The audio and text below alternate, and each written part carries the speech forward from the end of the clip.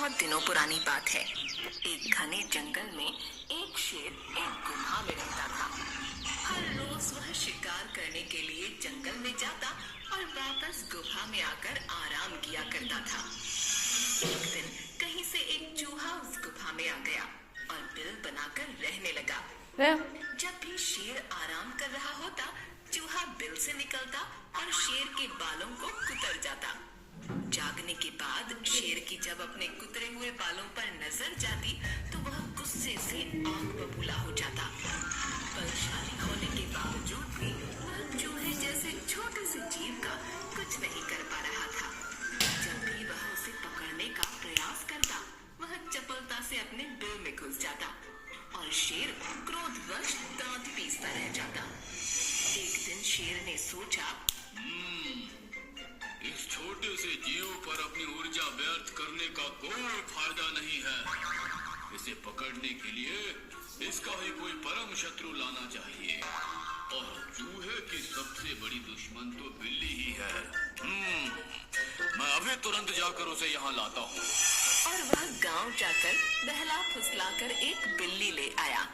हर रोज शेर बिल्ली के लिए ताजी मछलियाँ लाया करता और प्यार से उसे खिलाता। बदले में बिल्ली शेर के आराम के समय चौकसी करती। बिल्ली के रहते हुए चूहा डर के मारे बिल में घुसा रहता। शेर अब निश्चिंत होकर सोने लगा।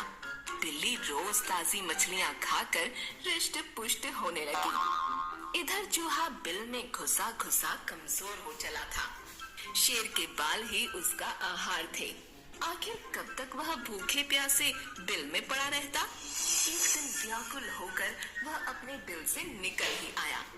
शेर उस समय सोया हुआ था और बिल्ली पास ही बैठकर मछलियाँ खा रही थी। चूहा बिल्ली को चकमा देकर शेर के पास जाने का प्रयास करने लगा, पर बिल्ली चपल थी।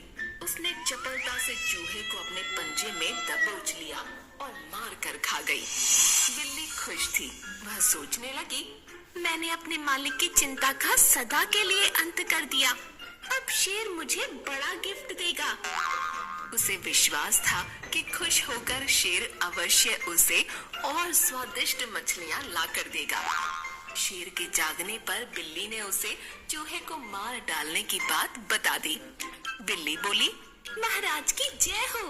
आपके नींद में खलल करने वाला अब सदा के लिए मर चुका है। शेर की परेशानी का कारण समाप्त हो चुका था।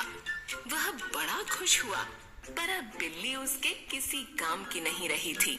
शेर ने मन में सोचा, अरे वाह, यह तो बहुत अच्छा हुआ कि चूहा मर गया। अब मैं रोज आराम से अपनी नींद पूरी करूंगा। पर अब चूहा ही नहीं तो इस बिल्ली का क्या? उसने उसे भोजन देना बंद कर दिया। बिना भोजन के बिल्ली कमजोर होने लगी।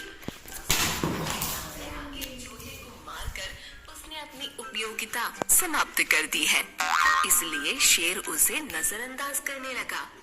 आखिरकार बिल्ली गुफा छोड़कर चली गई।